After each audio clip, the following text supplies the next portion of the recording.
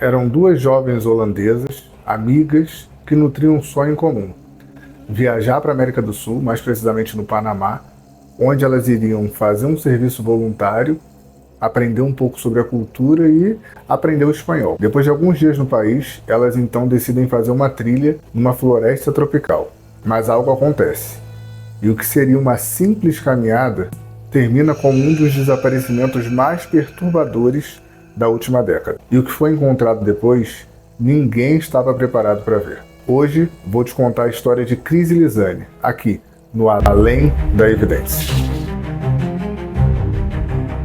Fala pessoal, Júlio aqui. Hoje é o primeiro dia do canal. Se você gosta de conteúdos que trazem fatos reais, histórias misteriosas, assustadoras, você está no lugar certo.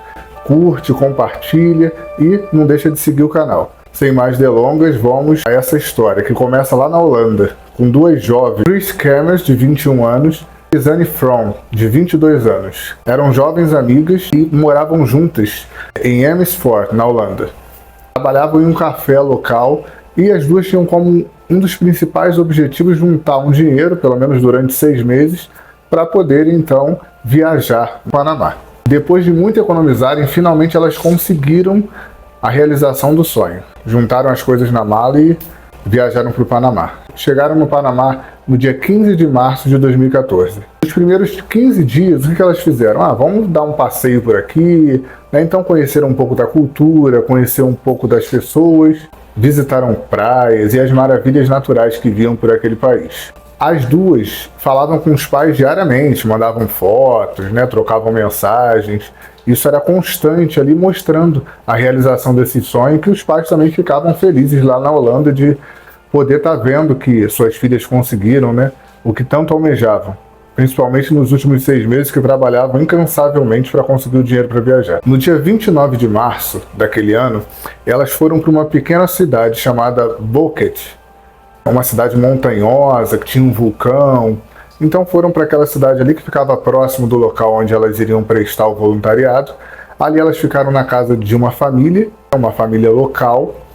Como o voluntariado exigia delas o espanhol e elas não tinham o espanhol na ponta da língua ainda, elas não sabiam falar muito bem a língua, eles prolongaram um pouquinho o início delas.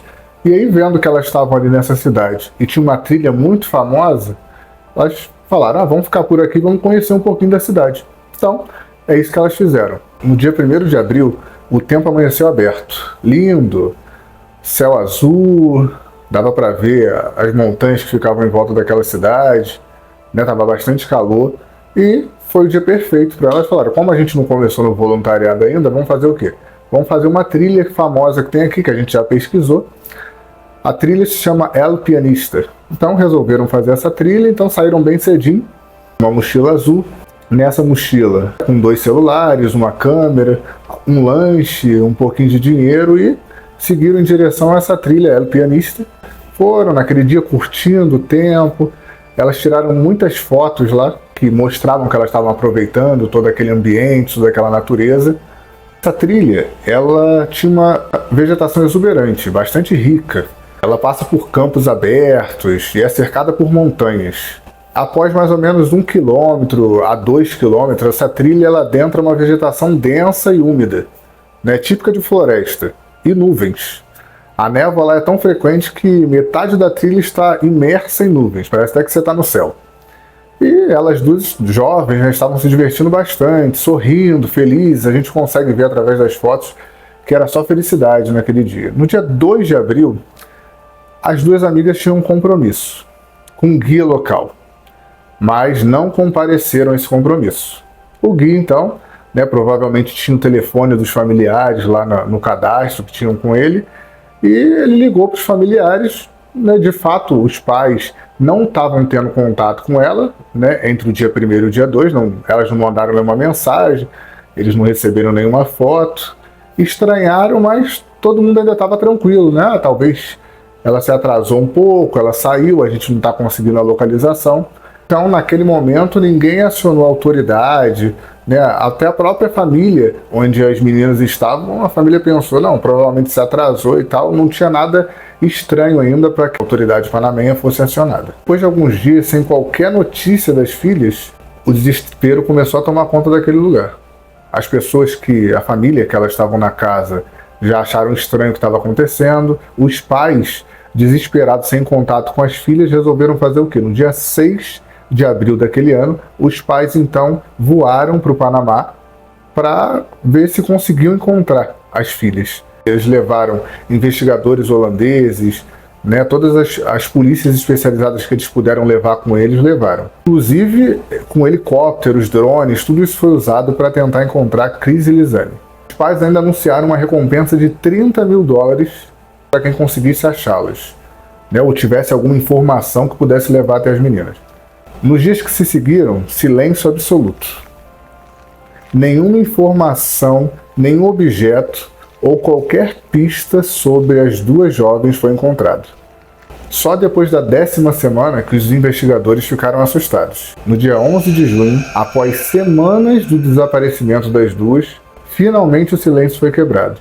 Uma indígena chamada Mírmia encontrou uma mochila azul à margem do rio Colubre, a uma distância de cerca de 12 horas de caminhada além da trilha original. Mas o estranho é que a mochila estava intacta, completamente seca, sem sinais de qualquer deterioração por água, lama, muito embora a região tenha um clima muito úmido. Dentro da mochila, 2 celulares, câmera, passaporte de Lizane, dinheiro, 2 óculos de sol, 2 sutiãs e uma garrafa de água. Mas o mais sinistro dessa história ainda estava por vir. Ao ligarem o celular das meninas, os investigadores perceberam o seguinte: na tarde do dia 1º de abril de 2014, por volta mais ou menos ali de 16h39 da tarde, a Lizane tentou ligar para o número internacional de emergência, que é o 112, usando seu celular. Nos 10 dias seguintes, foram feitas mais de 77 tentativas de chamadas de emergência, alternando entre os números de Chris e de Lizane. Todas as chamadas falharam, a maioria por falta de sinal. As últimas tentativas ocorreram até o 11º dia após o desaparecimento, o que significa que alguém ainda estava viva, pelo menos até o dia 11 de abril.